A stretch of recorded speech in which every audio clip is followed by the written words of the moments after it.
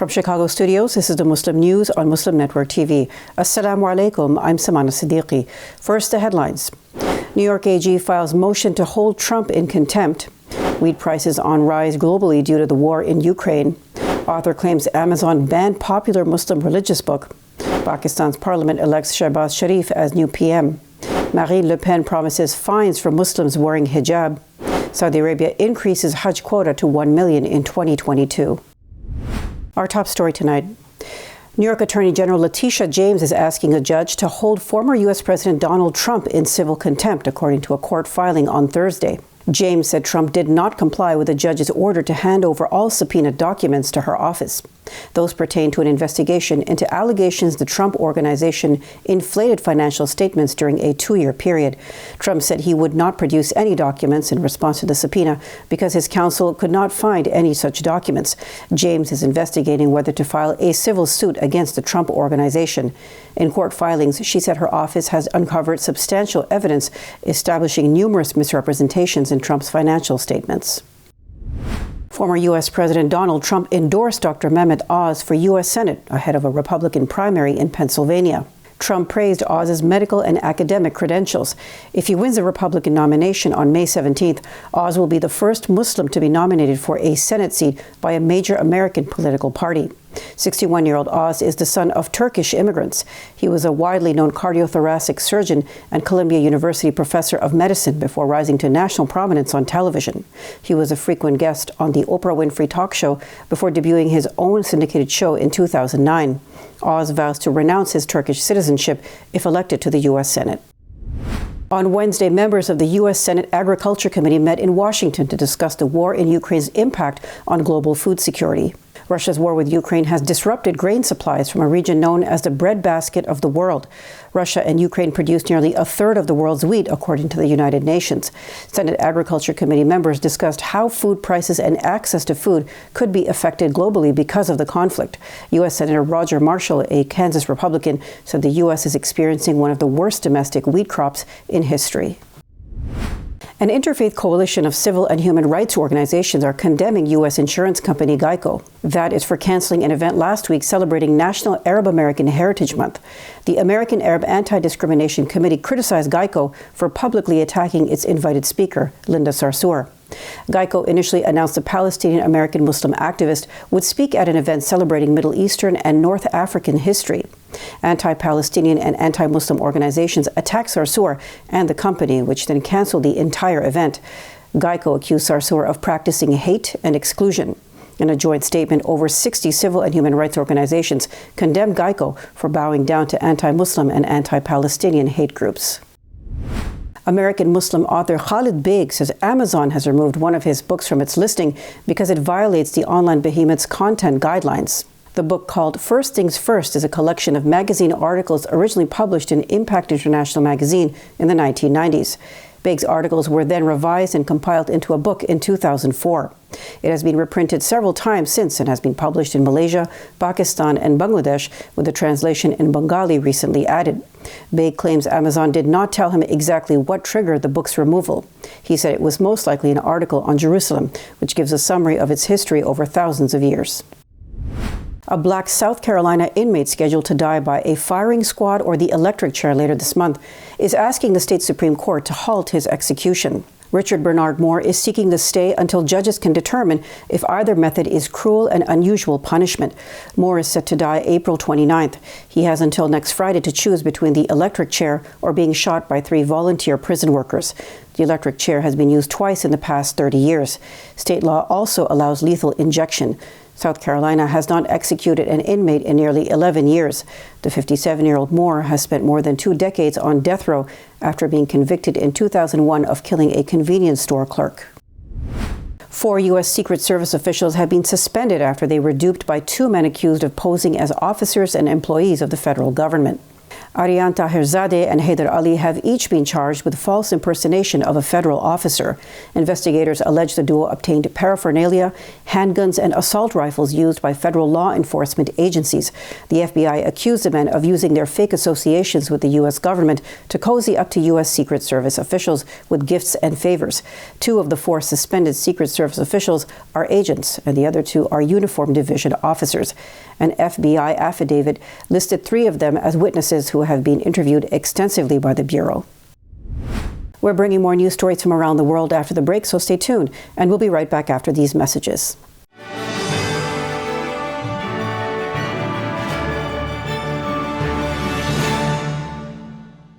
If I could be you, and you could be me for just 1 hour. If we could find a way to get inside each other's minds. Walk a mile in my shoes. Walk a mile in my shoes. Well, before you abuse, criticize, and accuse. Walk a mile in my shoes. Assalamu alaikum. This is Imam Malik Mujahid. Brothers and sisters, we all watch the Allahu Akbar lady from India.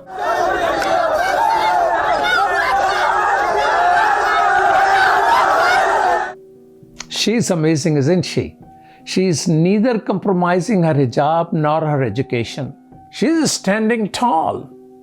We must stand with her. May Allah subhanahu wa ta'ala protect her.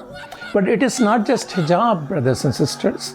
Indian Muslims are facing genocide. Genocide that we face in India is not a new phenomenon. India has had several genocides. They are attacked every day. Even the Indian government admits there has been more than 1,800 organized attacks on Muslims, but they call it riot. 660 people are hanged to death in India, lynched in broad daylight, sometimes just because they were accused of eating beef. Yes, accusation of eating beef can kill a human being in India. We cannot remain silent, can we? Alhamdulillah, OIC has spoken, that is good, but why in the world United Nations is silent? The UN has a responsibility to protect. It has a duty to prevent genocide. Sisters and brothers, we must stand with Indian Muslims and other minorities. We are free, they are not. We are not attacked, they are under attack day and night. Let's do our job. I have signed this UN petition. I ask you to sign it now. Thank you so much.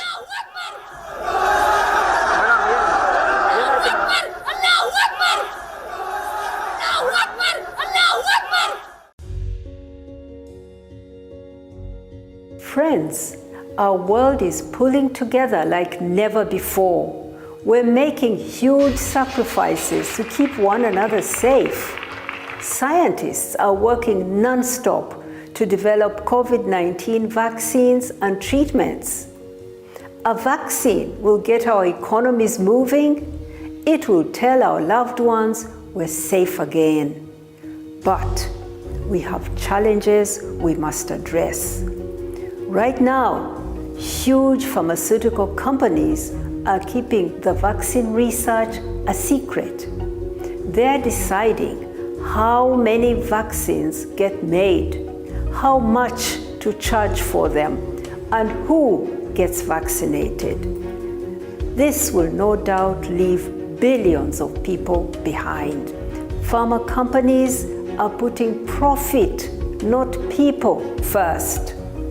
Yet, billions of dollars of taxpayers' money is funding their work. We cannot let the CEOs of a handful of pharmaceutical companies decide our future. We need a vaccine that everyone can have free of charge, no matter where you live or whether you're rich or you're poor. We need companies to share all their research so we can make enough safe vaccines for everyone. We need a vaccine owned by all of us. To end this COVID-19 pandemic, we need to pull together once more.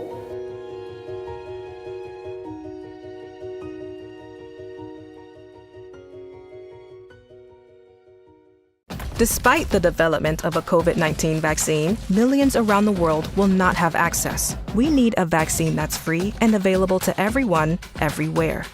It's time for a people's vaccine.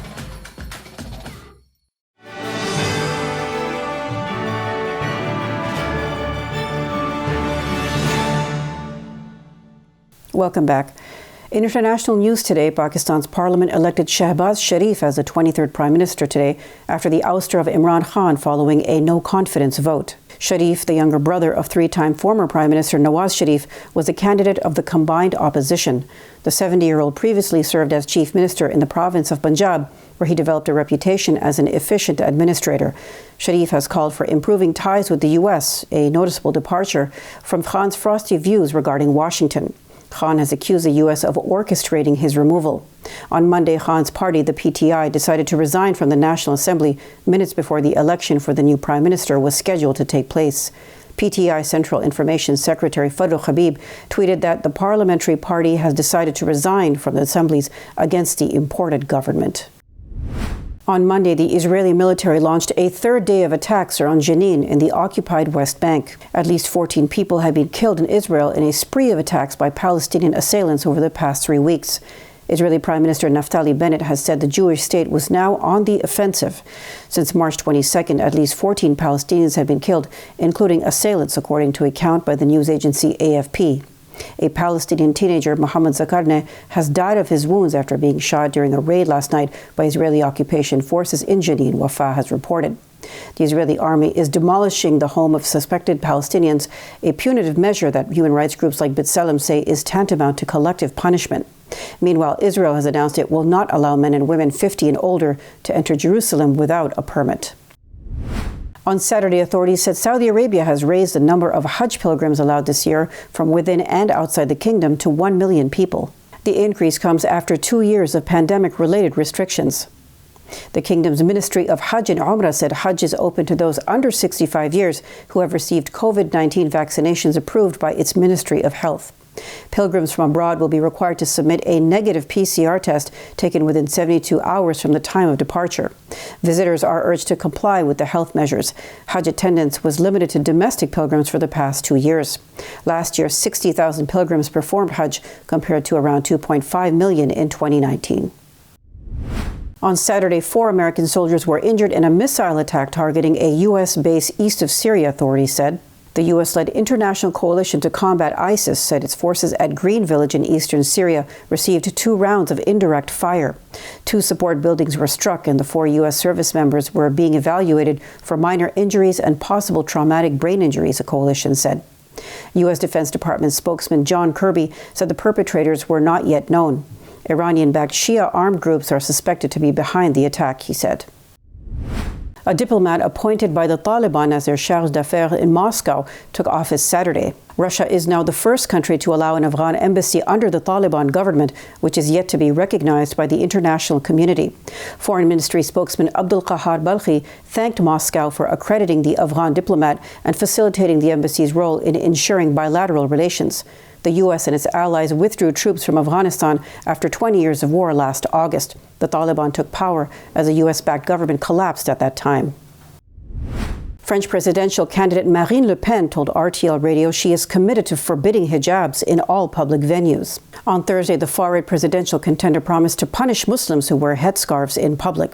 Le Pen said police would enforce the rule the same way they require seatbelt compliance in cars. French President Emmanuel Macron and Le Pen head to a runoff in France's presidential election on April 24th. Le Pen has narrowed the gap and believes she has a real chance of winning. Coming up next after the break is our in-depth analysis segment, so stay tuned and we'll be right back after these messages.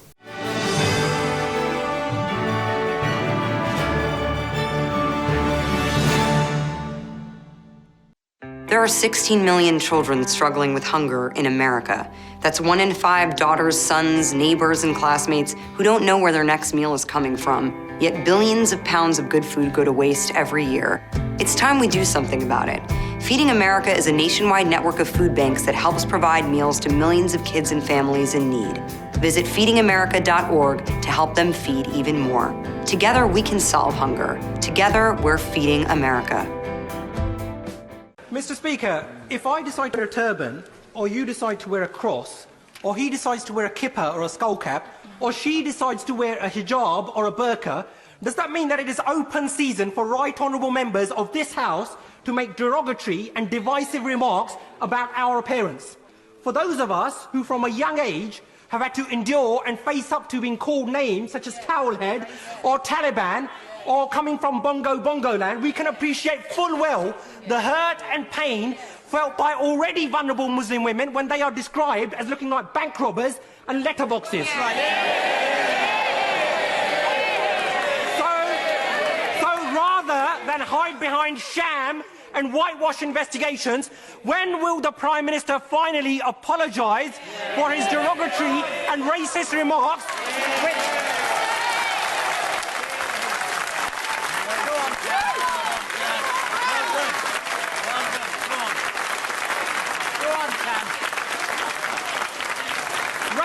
Racist remarks, Mr. Speaker, which have led to a spike in hate crime. And given the increasing prevalence of such incidents within his party, when will the Prime Minister finally order an inquiry into Islamophobia within the Conservative Party, something which he and his Chancellor promised on national television?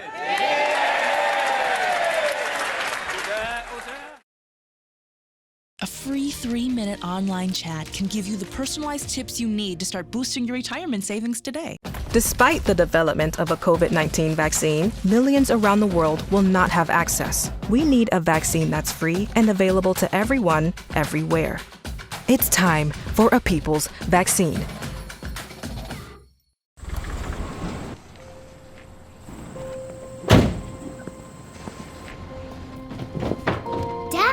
They took over my bedroom. Come on, come on. Okay, Dad. 1, 2, 3.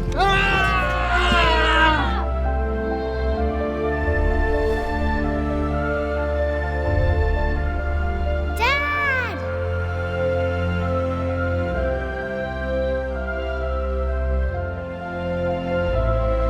You saved me. Dad? Are you okay? I'm fine, dear.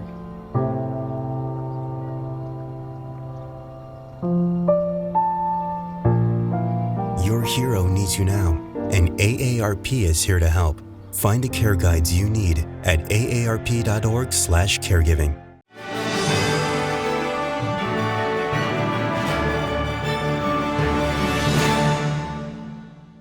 Welcome back. Let's go to Imam Malik Mujahid for our analysis segment. Over to you, Imam Malik. Thank you, Samana. Pakistan has just elected its 23rd Prime Minister, and it happened because Imran Khan, who was the Prime Minister, lost the majority and vote of no confidence was passed against him. Now his party is resigning from the parliament. He's accusing America of interfering in Pakistani affairs, and they are calling the new government imported government. To discuss all of that is with us Professor Junaid Ahmad. Welcome to Muslim Network TV. Assalamu alaikum. Wonderful to be with you again. Professor Junaid Ahmad is Director, Center for Study of Islam and Decoloniality. So tell us, Junaid, what is happening in Pakistan? How come Imran Khan lost the premiership? Well, over the past few weeks, the principal opposition parties had motioned for a vote of no confidence in the National Assembly. This was done, according to Khan and his supporters, and of course other analysts, with the connivance of the United States, who, in terms of an immediate reason, were quite frustrated with Imran Khan's refusal to condemn the Russian invasion of Ukraine and generally his more independent foreign policy that was traditionally aligned with Washington. So we saw over the past few weeks the opposition political parties trying to muster the necessary votes within the National Assembly, and that entailed trying to persuade, if you will, that often entailed through all sorts of financial rewards, the several members of Imran Khan's own political parties, some of his coalition parties, that ultimately led to what happened on Saturday night, Sunday morning, which was the actual vote of no confidence, which the opposition won by a slim 2-vote majority. And because of that, Imran Khan was no longer the prime minister. And we have the situation today in which we have the new prime minister being Shehbaz Sharif, the former chief minister of the largest province of the country, the Punjab, and of course the younger brother of Nawaz Sharif, who has been prime minister several times of the country. Both of them have been accused and indicted of various different corruption charges. America, Junaid, is quite busy in Ukraine. Do you think America has time for Pakistan? Because they were not even willing to talk to Imran Khan, or didn't have time to talk to him. Right, or unwilling to talk to him, but certainly what's claimed is to talk to others in Pakistan. No, I think that Pakistan is perhaps far more important than Ukraine in the unfolding global geopolitical environment. Pakistan is in this country that, of course, the United States has had a very close relationship right since the 1950s. It was part of so many different American Cold War treaties like Central Treaty Organization, or the Baghdad Pact, the Seattle Southeast Asian Treaty Organization, and generally was considered a great Cold War ally in especially a lot of American efforts, say in Afghanistan, to get rid of the Soviets. So they've had this close relationship since 2001 and the war on terror. They, of course, have had a fraught relationship. Of course, the Pakistanis were forced to agree to assist the American invasion and occupation of Afghanistan. But of course, soon thereafter, a lot of tensions emerged because the United States always thought that Pakistan was not doing enough. Imran Khan now was throughout opposed to that war in Afghanistan and its spillover effects in Pakistan, both describing it as immoral as well as counterproductive. And he was proven right, which probably didn't rub off in a nice way to folks in Washington. Do you think, Professor Junaid Ahmad, that anti-Americanism will get Imran Khan again to the power? No, I don't. I think that's a part of it. I mean, certainly people in Pakistan are not so dumb as many think of them as. Well, this is the standard refrain right now, that it's simply this anti-Americanism card that Imran Khan played that has gotten him so much popular support. I think we need to give the Pakistani people a lot more credit, that even though, and this is important to note, even though the majority of probably people still coming out on the street for Khan, a majority of them also have been critical of the rule of the PTI, particularly with regard to economic mismanagement, his inability to do much to alleviate the suffering of the poor and working classes. Even though they're critical of that, it's very clear that they're far more afraid of the old politicians, what Bilawal Bhutto of the Pakistan People's Party, the Purana Pakistan, the old Pakistan coming back into power. So it's very clear they don't want that. They still have some hope that Khan can deliver on the rhetorical promises that he's always made about a domestic Islamic welfare state, social justice, and so on. So I think that one of the benefits, blessing in disguises, if you will, of this whole process is that a lot of the members of the party, the so-called electables, have been exposed for their betrayal of the party, for their own involvement in gross corruption. So this may be a good way to cleanse the party of all of these individuals who in some ways were great impediments to a real social reformist agenda. Is it this very normal for Pakistanis to think that America is interfering as compared to Indonesia, India? India is a neighbor, an enemy, and their interference has been in the limelight. But it seems like anti-Americanism seems to be higher than anti-Indian feeling at this moment.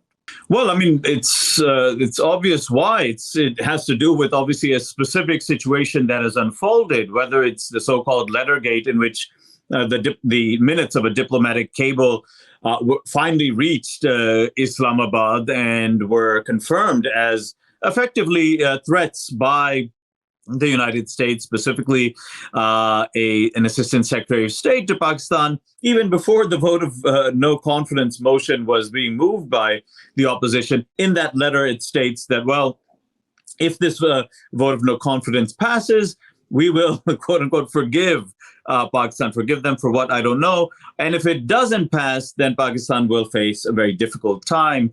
So this type of threat, in addition to a strongly worded letter by European capitals to Imran Khan saying that if he does, he must condemn what the Russian invasion, to which Imran Khan responded, we're not your quote unquote slaves, and that we have always asked you to condemn what India is doing in Kashmir or what Israel is doing in Palestine, and no one's listened. So all of these things are very true, what Imran Khan is saying. And of course, India itself, it has no reason to be anti-US. They have a very strong strategic relationship with the US that, of course, serves Indian elites at least. But right now, it is. Of course, in Pakistan, I think we have to be careful not to fall into these kind of simplistic explanations. Oh, this is an anti-India card being used, an anti-Pakistan card. I think there are real issues that are involved. Clearly, in India, there's the issue of this government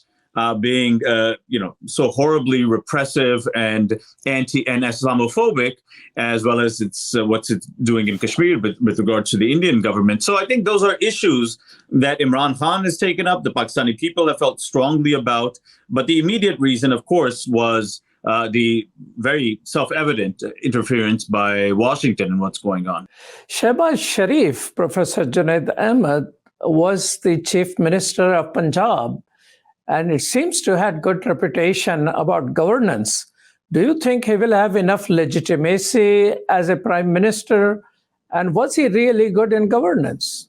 Shehbaz Sharif, perhaps in comparison to his brother, does have a base of support within the province of the Punjab, of which he was chief minister. I think that he is known for what we can call mega development projects, whether it's highways, other investment in infrastructure, and so on. So he is known, remembered for some of these achievements. At the same time, it was also under his watch that all of these militant groups that everyone complains about, and correctly so, these were all also cultivated and patronized by him when he was in power throughout the 90s and early 2000s as a means of repressing and attacking other forces within the Punjab. So at the same time he's done this, he's also been incredibly repressive towards other forces, yet he's also known for some of these mega development projects, which at the end of the day serve obviously the middle classes much more than they serve ordinary people in Pakistan. So it's a mixed story when it comes to Shehbaz Sharif, a lot more mixed than it comes to, say, his elder brother Nawaz Sharif, who most people consider as discredited and thoroughly corrupt. Thank you so much, Junaid. Yes, thank you, and wonderful to be with you again. Back to you, Samana. Thank you, Imam Mujahid. That's all from our Chicago studios tonight. Thank you for tuning in. You can find previous episodes and more on our YouTube or Facebook. For more content, keep watching Muslim Network TV or visit muslimnetwork.tv. Salam and good night.